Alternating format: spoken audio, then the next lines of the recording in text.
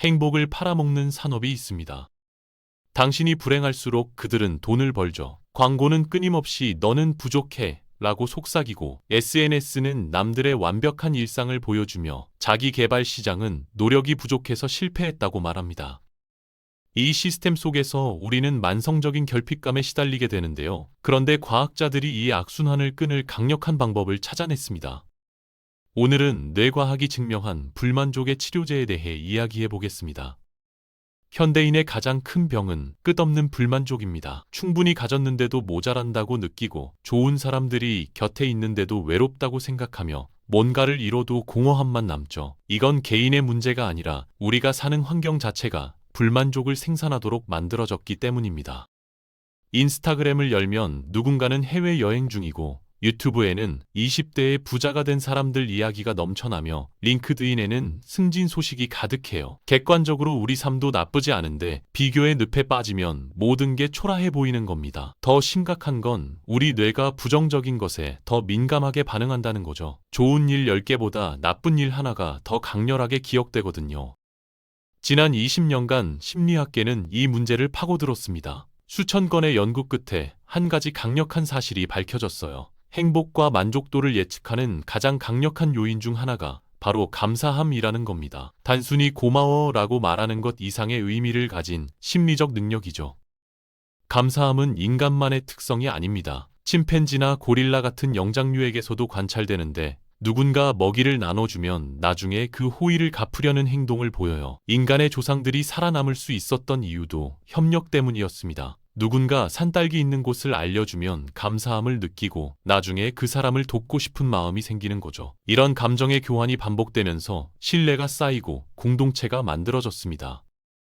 뇌과학자들이 MRI로 뇌를 관찰한 결과 감사함을 느낄 때 여러 영역이 동시에 활성화된다는 사실을 발견했어요. 보상회로가 작동해서 기쁨을 느끼고, 긍정적 기억을 저장하는 해마의 활동이 증가하며, 더 흥미롭게도 질투심이나 냉소주의 같은 부정적 감정을 직접 억제하는 겁니다. 두 감정이 뇌에서 서로 경쟁하는 관계거든요.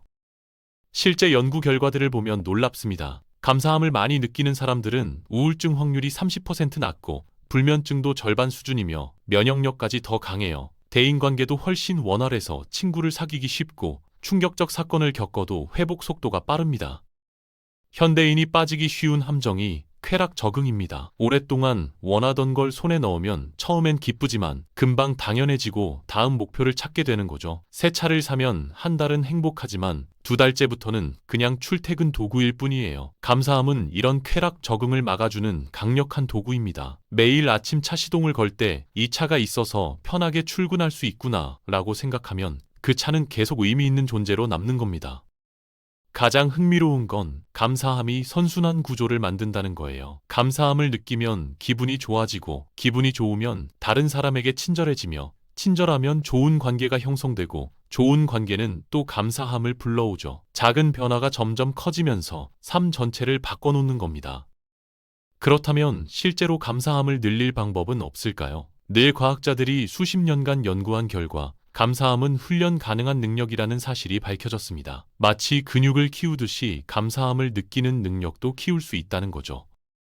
가장 효과가 입증된 방법은 감사 일기입니다. 일주일에 두세 번, 5분 정도 시간을 내서 감사한 일 3가지에서 5가지를 적는 거예요. 처음엔 이상하게 느껴질 겁니다. 하지만 수백 건의 연구가 이 간단한 행동의 효과를 증명했어요. 오늘 마신 커피가 맛있었나요? 그것도 감사한 일입니다. 누군가 문을 잡아줬나요? 그것도 적을 만한 거예요. 처음엔 이렇게 사소한 것부터 시작하는 게 좋습니다. 조금 익숙해지면 다른 사람이 해준 일에 집중해 보세요. 친구가 보낸 문자, 동료가 건넨 칭찬, 가족이 준비한 식사 같은 것들이요. 여러 연구에서 4주에서 12주 정도 감사 일기를 쓴 사람들을 관찰했는데, 행복도가 평균 25% 증가했고 우울 증상은 감소했으며, 뇌 스캔 결과 실제로 뇌의 신경회로가 변화한 것이 확인됐습니다. 전전두엽 피질의 활동이 증가했는데, 이 부위는 의사결정과 감정 조절을 담당하는 곳이에요. 감사함 훈련을 하면 스트레스 상황에서도 더 침착하게 대응할 수 있게 되는 겁니다. 중요한 건 일관성입니다. 한두 번 하고 말면 효과가 없어요. 근육 운동과 마찬가지로 꾸준히 해야 변화가 일어나죠. 다만 매일 할 필요는 없습니다. 연구에 따르면 일주일에 두세 번이 오히려 매일 하는 것보다 효과적이라고 해요. 너무 자주 하면 형식적이 되거든요. 감사함은 수동적 체념과 다릅니다. 현재를 인정하면서도 더 나은 미래를 위해 노력하는 걸 방해하지 않아요. 오히려 긍정적인 감정 상태에서 더 창의적인 해결책을 찾고 더 끈기 있게 노력할 수 있게 되죠. 감사함이라는 간단한 습관으로 뇌의 회로를 바꾸고 불만족을 줄일 수 있다니 꽤 놀라운 일입니다. 인간으로 산다는 건 어렵습니다. 하지만 좋은 점을 보려고 노력하면 생각했던 것보다 훨씬 괜찮은 삶이라는 걸 깨닫게 될지 모릅니다.